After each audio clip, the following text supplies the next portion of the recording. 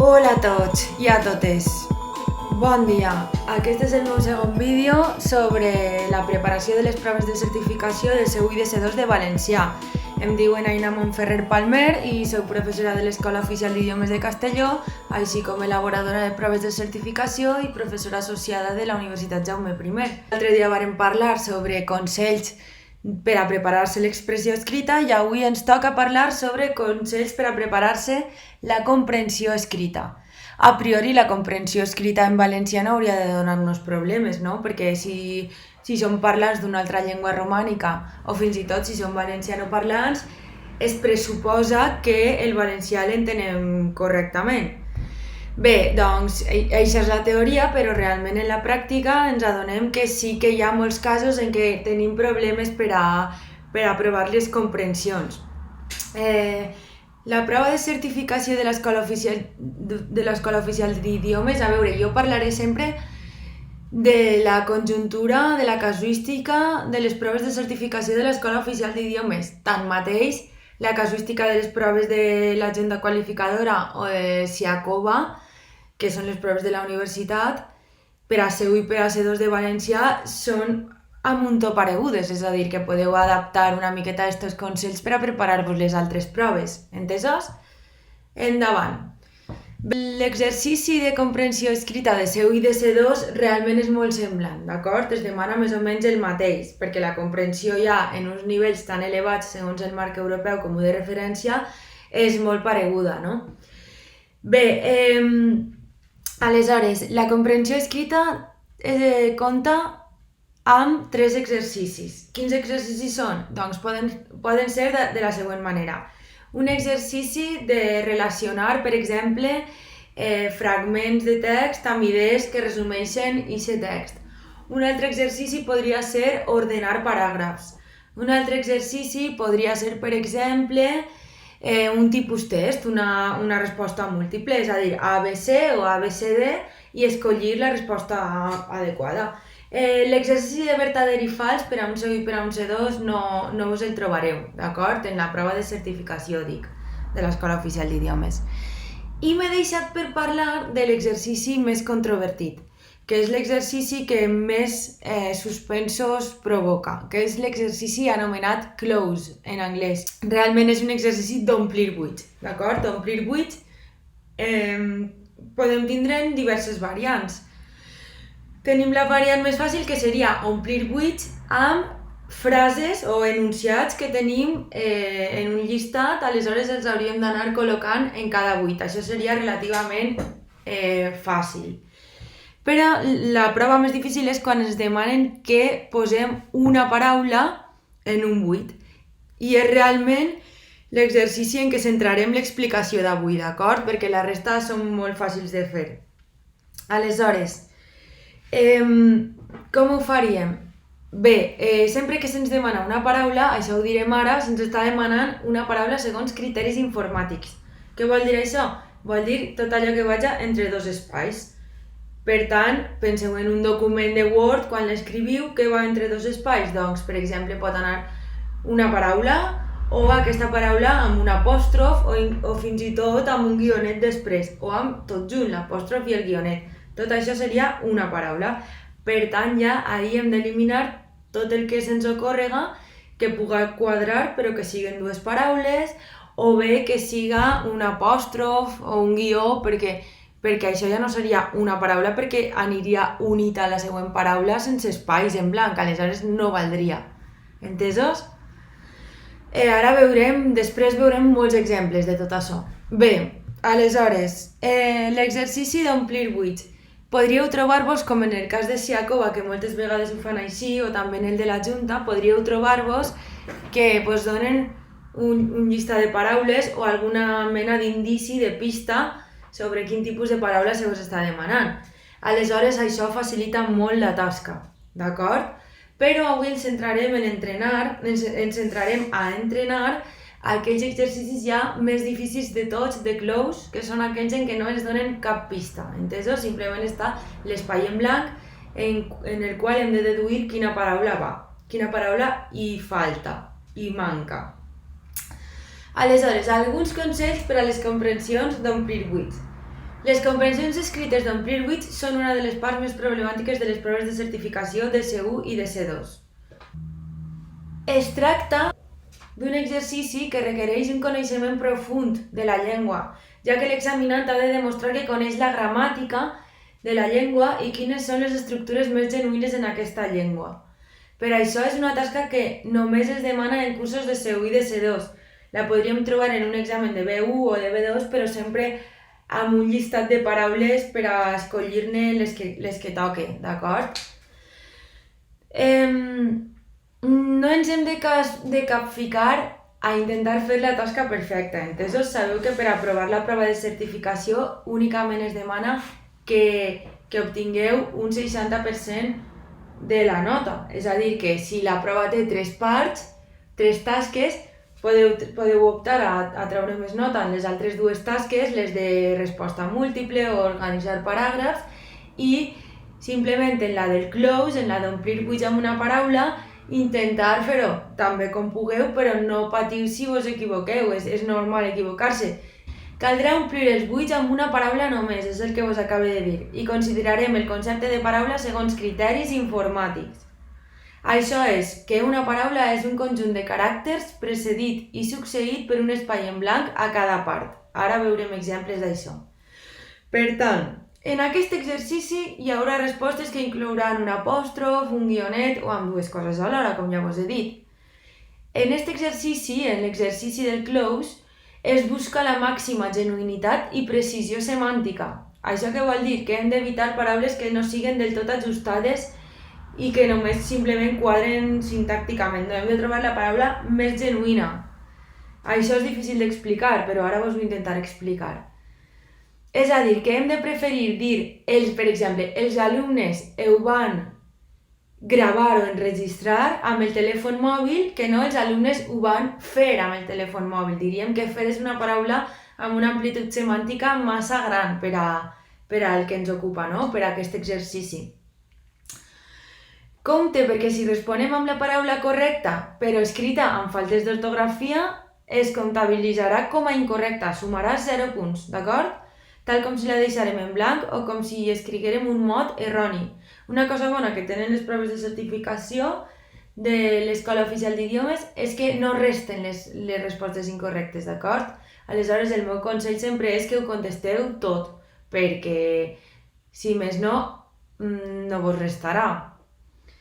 Aleshores, és important, abans de començar a intentar completar cada espai en blanc concret, és molt important que llegim el text de dalt a baix, d'acord? Intentar entendre el significat global del text i després el significat de cada paràgraf, perquè podria ser que algunes solucions ens valgueren sintàcticament i semàntica, però realment foren contradictòries amb el sentit del text. Aleshores, per això és molt important llegir el text sencer i entendre de què va el text i què està intentant expressar l'enunciador, d'acord? Quin és el seu punt de vista. Si contestem una paraula que s'ajusta perfectament a la sintaxi de l'enunciat però que contradiu el sentit que es dedueix de l'enunciat, la resposta es considerarà incorrecta, d'acord? Si diguérem, per exemple, podríem dir els partits eren favorables a aquesta decisió, d'acord? En aquest favorables podria encaixar també desfavorables, no? Per què no? Sí, no? Però haurem de saber què està intentant dir l'emissor, l'enunciador, per a saber si el que s'ajusta a aquest context és favorables o desfavorables. Entesos? Per tant, hem de tindre en compte moltes coses per encertar la resposta correcta. Sintaxi, semàntica, en el sentit de significat, però també en el sentit de sentit, adequació al context, ironia, ortografia, tot ho hem de tindre en compte per a poder solucionar correctament aquest exercici, per això és tan difícil. Bé, més coses. Si contestem això, en el cas dels verbs caldrà que ens fixem bé en quin temps s'està enunciant per a ser-hi coherents, entesos? És el mateix que estava dient. Si tota l'enunciació s'està fent en passat i posem un verb que s'ajusta semànticament i sintàctica però que està en un temps verbal que no és el que correspon segons el context, també estarà malament. Per tant, hem d'estar molt pendents del context. Bé, De vegades, quan veniu a la revisió de les proves de certificació, si és que hi veniu, no enteneu per què és una resposta la correcta i no l'altra. Doncs una de les raons és la genuïnitat que ja vos he explicat. I una altra cosa que heu de tindre en compte és que vos heu de posar en la pell de qui elabora la prova, d'acord? Els elaboradors de les proves intentaran, mitjançant els espais en blanc que heu d'emplenar, el que intentaran serà fer-vos preguntes de coneixement profund de la llengua, d'acord? Preguntes de gramàtica, preguntes d'ortografia, preguntes de fraseologia, tot això, les coses més profundes de la llengua. Aleshores, penseu, quan mireu el buit, penseu, quina norma avançada de la llengua m'està demanant que li demostre que conec mitjançant aquest espai en blanc, d'acord? Pot ser un pronom feble, pot ser una preposició, o pot ser un substantiu que té com una col·locació, una estructura fraseològica amb l'antecedent o amb el precedent, pot ser tot això. Aleshores, ara el que farem és el que faré serà mostrar-vos una sèrie d'exemples perquè vegeu com s'ha de cavilar aquest exercici, com s'ha de pensar estratègicament per a fer-lo correctament. I això ho faré a partir mitjançant un banc de possibles espais en blanc perquè els raonem i perquè ens plantegem què podem posar en cada lloc, què seria correcte i què no. Elements d'aquests de la normativa profunda de la llengua avançada que se vos poden demanar, doncs ús de pronoms febles, ús de connectors, ús de locucions adverbials, ús de la doble negació, que és una estructura genuïna del valencià o del català i no del castellà, i sí del francès i no del portuguès. Dels pronoms relatius i interrogatius també vos poden preguntar entre cometes, de la morfologia verbal, de les col·locacions d'àmbit mediàtic, que aquestes col·locacions normalment coincideixen amb l'anglès i el castellà, per exemple, danys col·laterals, d'acord? Seria igual com en castellà i en anglès. Aquestes coses també vos les poden preguntar d'alguna manera dins del que és el vocabulari, a partir d'aquestes opcions d'espai en blanc. També expressions fraseològiques pròpies, rutines conversacionals, bon dia, bona nit, els connectors, etc. O una combinació de més d'una de les categories que us acabo de dir. Bé, la pregunta del milió seria: i és possible tindre una llista de totes les opcions per a estudiar-nos-la i així saber sempre què ens demanen en cada espai en blanc? No. La llengua és un element viu, un element versàtil, un element molt ampli i no podem estudiar-nos-la en els nivells C1 i C2 d'aquesta manera. Hem d'anar practicant. Com es practica? Llegint molt, escoltant la ràdio, fent exercicis dels llibres de text, veient aquest vídeo, estudiant gramàtica, estudiant ortografia. Tot això ens enforteix i ens dona capacitats per a poder afrontar amb confiança i amb seguretat aquest exercici de close, d'omplir buits. Bé, doncs, comencem. Començarem amb exercicis o amb fragments de textos d'omplir buits que ens estiguen preguntant per pronoms febles o doble negació o ús de preposicions que serien al cap i a la fi elements sintàctics, d'acord? Per exemple, un exemple podria ser que tinguérem aquesta frase, no? Que fora senten legitimats. Ells senten legitimats per fer això, d'acord? Què aniria en aquest espai en blanc? Doncs en aquest espai en blanc aniria un pronom feble de tercera persona del singular, no? És, podria ser és. Falta una altra norma. Podria ser és, però és davant del so S més vocal, se converteix en C. Per tant, el que falta ahí seria se. Se senten legitimats. O, per exemple, no diré que no tinc por, perquè tinc, d'acord? Ahí necessitem un pronom feble. No diré que no tinc por perquè faria falta el pronom feble en. No diré que no tinc por, perquè en tinc. En tinc, per què? De què? De por, és el quantitatiu, no?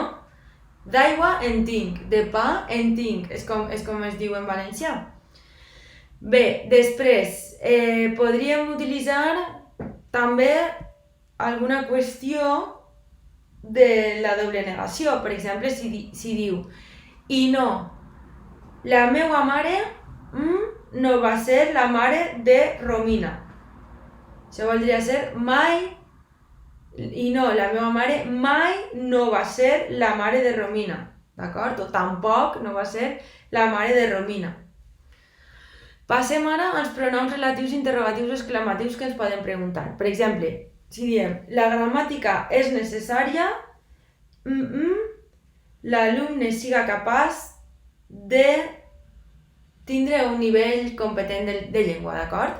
Aleshores seria la gramàtica és necessària perquè, tot junt, d'acord? Perquè el per què de finalitat afirmatiu va tot junt. I perquè per a què no podria anar ahí? Perquè sempre se'ns està demanant una paraula, és a dir, un conjunt de caràcters que va entre dos espais en blanc. Què més? I en este enunciat què aniria? I saben? Més no faré? Ahí aniria un què, però hauríeu d'anar en compte perquè sé que l'hauríeu d'escriure amb accent. Si l'escriviu sense accent seria una falta d'ortografia perquè és un què interrogatiu, d'acord? I sempre que porta accent, el què en valencià porta un accent obert, un accent greu. Més coses. Aquesta frase, és apanyat, com diuen de parla bé i amb criteri. Seria, és apanyat, com diuen de qui parla bé i amb criteri. Podria ser, com diuen, d'aquell que parla bé i amb criteri? Doncs en la vida real sí, però en aquest exercici no, perquè ens estan demanant sempre, ja ho he dit, una paraula. És a dir, un element entre espais, com ens conta les paraules el Word. Una altra, va. Encara com no li va dir qui s'havia cregut que era ella per imposar el seu discurs. I ahí va un què, d'acord? Però aquest què no és un què interrogatiu i per tant no du accent, és un què expletiu. Què és un què expletiu? És un què que en valencià utilitzem en l'oralitat per a d'alguna manera donar un suport conversacional a la pregunta, d'acord? Com per exemple, quina hora és? Qui eres? I en aquest cas, encara com no li va dir que qui s'havia cregut que era ella, d'acord? Aleshores, si sé que és un què sense accent. Vinga, passem a la següent qüestió. S'ha imposat la idea, tothom té dret a decidir, pensa, sense la necessitat de pensar abans, ell diu, d'acord? Què tenim ahí? Doncs tenim el primer, s'ha imposat la idea de que tothom no pot ser, perquè en valencià, davant del que conjunció,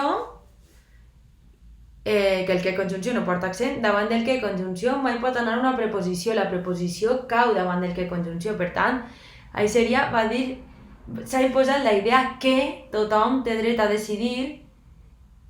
Ahí podríem dir el que pensa, però tampoc podríem utilitzar-ho perquè necessitem només una paraula, per tant seria decidir què pensa, amb aquest què amb accent greu, amb accent obert, d'acord? Sense la necessitat de pensar abans el que diu, i aquest què seria un què sense accent. Per tant, que sense accent, que amb accent i que sense accent. Una altra qüestió. Queda establerta la idea, les classes són per passar l'estona. Ahí ens iria potser dir que ha establerta la idea de que les classes són per passar l'estona, però ja sabeu que, ja ho he dit, la conjunció davant del que, la preposició davant del que conjunció cau, per tant seria queda establerta la idea que les classes són per passar l'estona, i sé que sense accent. O també, en aquest últim exemple, aleshores jo he dubtat contestar, i sé és un què interrogatiu indirecte, per tant, què amb accent obert, d'acord? He dubtat què contestar. Bé, continuem. Ara passem a un altre tipus de paraula que ens podrien demanar, que seria qüestions de règim verbal i de morfologia verbal. Entesos? Per exemple, en aquest exemple d'ací, S'apropa la tempesta, però ells malden esquivar-la. S'apropa la tempesta, però ells malden esquivar-la. Ahí aniria la preposició per. Ells malden per esquivar-la. S'entén? Per què? Per el règim verbal, perquè quan algú s'esforça a fer alguna cosa es pot dir també que malda per fer alguna cosa. Per tant, maldar per més infinitiu. És el que ens estan preguntant així. I serà dificileta, Per exemple, jo tinc molta por quan ha un atac. Què ens estan demanant ahir? Ens estan demanant que sapiguem que el verb haver-hi, si darrere porta complement directe, no porta la preposició en. Estan buscant que cometem l'error de posar n'hi ha un atac, que seria incorrecte. I hem de posar hi ha un atac. Jo tinc molta por quan hi ha un atac.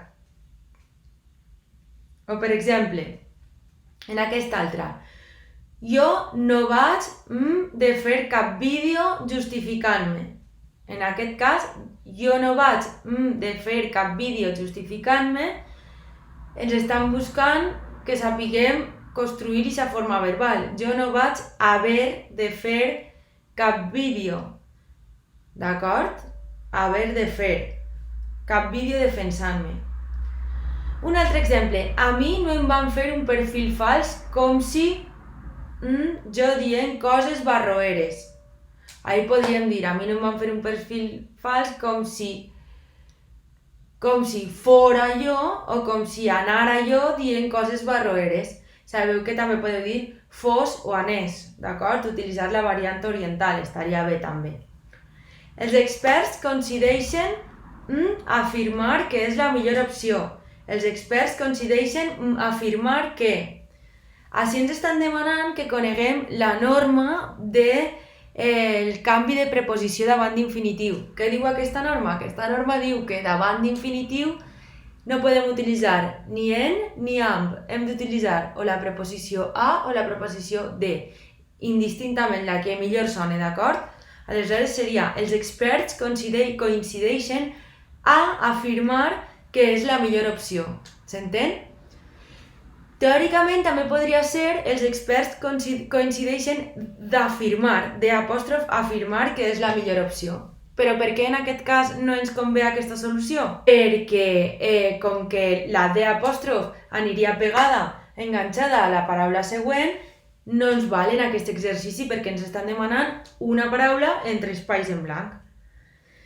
Bé, l'últim exemple d'aquest tipus. Això demana un esforç doble. Agafar apunts demostrant que hi pares atenció. Això demana un esforç doble. Agafar apunts, tot demostrant que hi pares atenció. D'acord? En valencià el gerundi de vegades pot anar intensificat per un tot davant. D'acord? Tot demostrant, tot ajudant, tot dient, tot començant, tot assabentant-se, tot i que ja sabeu que el gerundi té moltes restriccions d'ús en valencià, però ara no ens deturarem en això. Passem ara a un altre tipus de pregunta que ens poden fer, a un altre tipus de norma que ens poden estar demanant en aquest exercici. Bé, es tracta del tema dels connectors, locucions adverbials i altres estructures d'aquest tipus, d'acord? Per exemple, hi trobem un ampli de possibilitats. Hi trobem un ampli, el més comú seria un ampli ventall de possibilitats, d'acord? Un ampli ventall de possibilitats. O, per exemple, quan volem dir que fa molt de temps d'alguna cosa, diem que fa anys i panys que ens coneixem, d'acord? O també quan ens esforcem molt a fer alguna cosa, es diu que fem mans i mànigues. Ens esforcem molt per aconseguir això, podríem dir. Els polítics han fet mans i mànigues per aconseguir el govern de coalició. Entesos? Després també, quan una cosa està ben tancada, diem que està tancada amb i clau. Com seria? La porta està tancada amb pany i clau, d'acord? Després també tenim altres locucions adverbials, com ara que en valencià diem de cap a peus, no? De cap a peus. I no diem de peus a cap, com diuen en castellà, de los pies a la cabeza, sinó de cap a peus. Per què? Perquè la nostra fraseologia és així. Després també podríem dir, un altre cas, podríem fer un altre exemple, que és per a saber que en valencià des de no va junt, sinó que va separat, podríem posar-nos aquesta frase dins d'un text. Això ho faig de fa temps, d'acord? I ja sabem que va des de fa temps. Què més? Després, un connector, com si diguem, de probabilitat, que vol dir com més o menys en valencià, és el si no fa. Ahí que aniria si fa, no fa, d'acord? Si fa, no fa, anirem a dinar a les 2, d'acord? O a les 2. Si fa, no fa, més o menys. Hi haurà insults de tota, hi haurà insults de tota, i aquest espai podria ser de tota mena o de tota classe, d'acord? Més opcions. Per a dir aproximadament en valencià diem més o, i aquest és més o menys o més o manco, d'acord? Algun dia ho entendràs, de ben segur. Això què vol dir? Estic segur que algun dia ho entendràs. O per exemple, si ens trobarem aquesta frase, definitiva, m'avergonyeix ser dona i saber tan poc de feminisme, sabem que allà hauríem de posar en, perquè el connector és en definitiva. Ni per definitiva, ni a definitiva, ni res d'això. Després, si trobarem aquest connector, aquest enunciat, i que som majoria demogràfica, estem socialment discriminades. Què faltaria ahí? Malgrat i que no quadra, veritat, perquè malgrat és malgrat que. Per tant, ahí només quadra tot i que. Per exemple, per a començar una enumeració exemplificativa en valencià, podem utilitzar les expressions com ara, com són. De fet, és més genuí que dir només com, d'acord? O que posar 2 punts. És un any de grans sèries, com Joc de Trons i Chernobyl. Ahí podríem dir com ara o com són. O, per exemple, una altra col·locació en valencià connectiva és ell seguia rebent dia amenaces anònimes. Ahí diríem rere. Any rere any, dia rere dia. La paraula rere existeix com a tal, com a paraula d'ús comú? No, és darrere, veritat? Però en els connectors any rere any i dia rere dia s'utilitza, i això és una qüestió que en C1 i sobretot en C2 s'ha de conèixer. O, per exemple, si utilitzarem el connector sens dubte, d'acord? No es diu sense dubte, es diu sens dubte. La paraula sens existeix com a ús comú? No, però s'ha quedat fossilitzada en aquesta estructura connectiva, d'acord? Sens dubte, i això ho hem de saber, i això és el que se'ns pregunta en l'exercici de close. Bé, la notícia va córrer per tot... Ja us he donat una pista de síl·labes, la notícia va córrer per tot arreu. Podríem dir, fem coses impalpables però vives. Ahí podríem dir, pot ser, d'acord? Fem coses, pot ser impalpables, però vives. Podria ser també fem coses, algunes impalpables, però vives. Sí, però ens hem de posar en la pell de la persona que ha elaborat l'exercici, que l'ha dissenyat. Aleshores, penseu que en un C1 o en un C2 se'ns pot estar preguntant que si coneixem la paraula alguna, alguns, algunes? No, això és massa fàcil per a un C1 o un C2. Però se'ns pot estar preguntant si sabem utilitzar el pot ser, que a banda té el dubte de si es pot ser junt, pot ser separat i el temps verbal que va darrere. Per tant, així es quadra més, s'ajusta més, és més genuí, més específic, pot ser. Fem coses, pot ser impalpables, però vives. O, per exemple, aquesta última, em greu, però avui no podré anar a la teua festa. Em sap greu, em sap greu. Passem ara a unes altres coses que ens poden estar demanant, com són el tema de les expressions dels mitjans de comunicació, dels camps d'especialitat, de la fraseologia, del lèxic, de l'ortografia, tot això ens ho poden demanar també. Ja veieu que això és un calaix de sastre que no s'acaba mai, o sigui que simplement n'estic fent 5 cèntims, estic donant una mostra no massa exhaustiva de les possibles opcions que vos estan demanant. L'amor i l'odi són cares de la mateixa moneda. L'amor i l'odi són, esta vos la sabeu, dues cares de la mateixa manera. I com que ara en l'Acadèmia Valenciana de la Llengua també s'ha acceptat el dos per al femení, dues cares o dos cares de la mateixa moneda. Els policies van l'am de la prova falsa i el traficant va poder escapar. Els policies, com diríem, que van caure en el parany del traficant, no?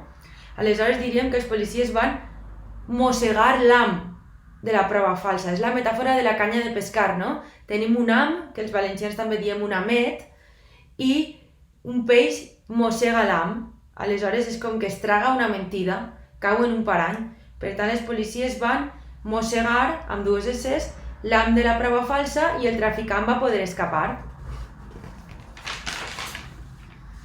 Més exemples. Per exemple, el tema de... Aquestes afirmacions posen els de punta. Aquestes afirmacions són esgarrifoses, no? Per tant, posen els pèls de punta i pèls manté el diacrític, d'acord? El diacrític obert. Pèl, pèls. Estudiaven per la docència, podríem dir. Els alumnes de magisteri estudiaven per exercir la docència, d'acord? Els alumnes de magisteri volen ser docents, volen ser professors, per tant, estudiaven per a exercir un ofici, no? Exercir l'ofici de docent, de mestre.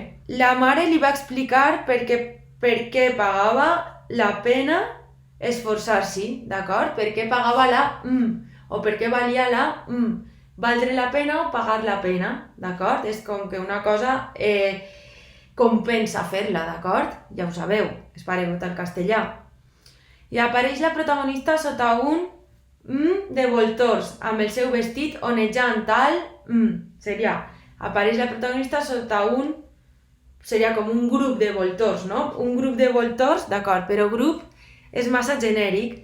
Quan parlem de conjunts d'animals tenen uns noms molt concrets, no? I així el que ens està intentant preguntar la persona que ha elaborat la prova és si coneixem vocabulari propi dels animals, no? Per exemple, com diem, un ramat d'ovelles, un eixam d'abelles, una manada d'elefants, no? Però quan són voltors o ocells, com es diu? Un estol, d'acord? I apareix la protagonista sota un estol de voltors, és com si fos banc de peixos, també, no? Que se m'ha acudit ara. Amb el seu vestit onejant al vent, i això és fàcil, no? Onejar al vent, com les banderes, i és igual en altres llengües. I l'última ja seria, la venjança no cura les... Podríem dir que la venjança no cura les ferides o que la venjança no cura les penes, no? Que és una frase feta també que coincideix en altres idiomes. Doncs bé, amb això el que he volgut és donar-vos exemples de com s'han de completar aquests espais en blanc. Tingueu en compte que jo ara vos he donat frases fetes que he extret de comprensions escrites que tinc fetes jo, però que tot això vos ho trobareu en un text sencer que tindrà espais en blanc que haureu d'anar completant, d'acord? Sense cap pista. I per tant, ahir sí que, com us he dit abans, heu de llegir tot el text sencer per entendre bé el significat i anar completant part a part, d'acord? Primer ho mireu de lluny, després vos apropeu a fer els espais en blanc, després torneu a fer una revisió final de tot el text per veure que tot s'ajusta, no? Més fraseologia. Bé, podeu trobar per internet molts reculls de frases fetes, jo vos n'oferís també en la meva pàgina web.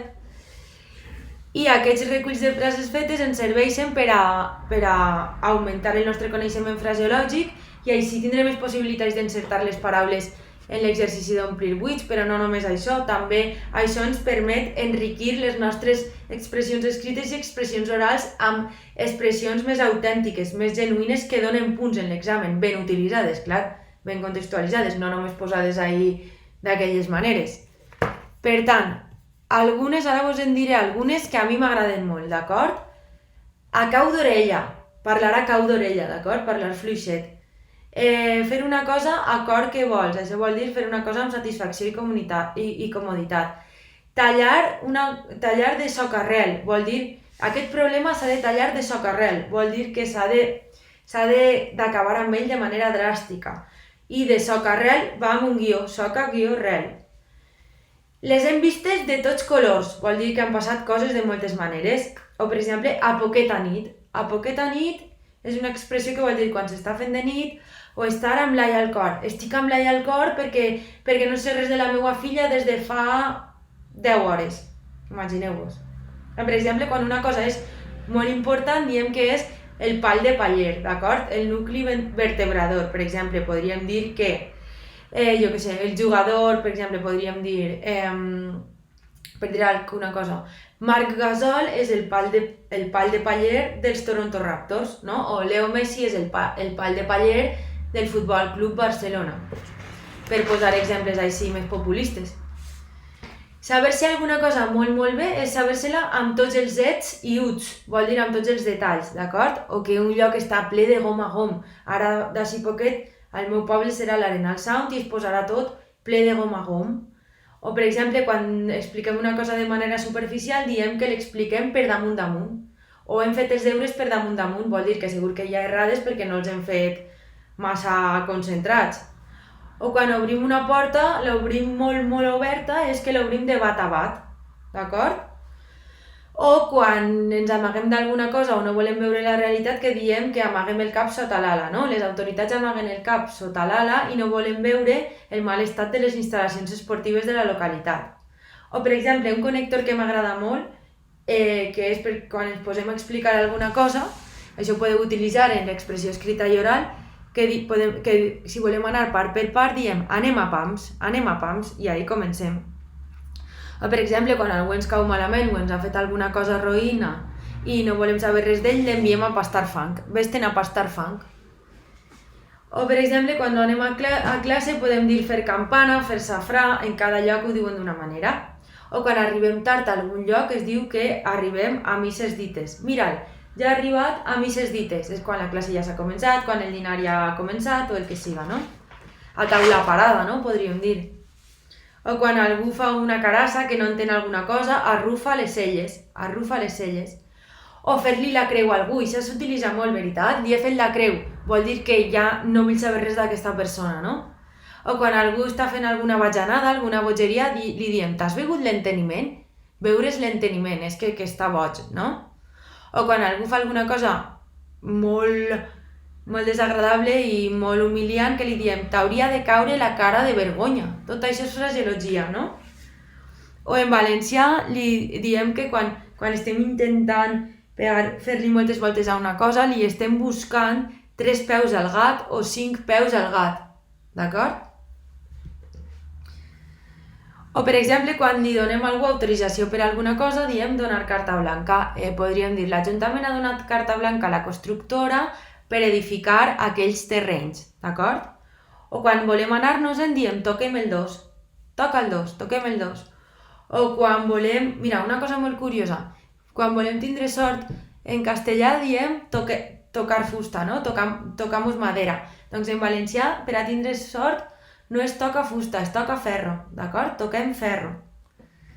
O, per exemple, un problema que s'escampa com una taca d'oli, d'acord? El problema de l'addicció a la cocaïna s'ha escampat com una taca d'oli. O quan diem que una cosa és molt fàcil de fer, en valencià, què se diu? Això és bufar i fer ampolles, és que és facilíssim, d'acord? O quan algú està molt nerviós, què fa? Trau foc pels queixals. O quan algú ens pren el pèl, ens vol vendre duros a 4 pessetes. M'ha venut duros a 4 pessetes, imagina't, que m'ha venut una entrada a un festival per més preu del que costava, no? Aleshores m'ha venut duros a 4 pessetes.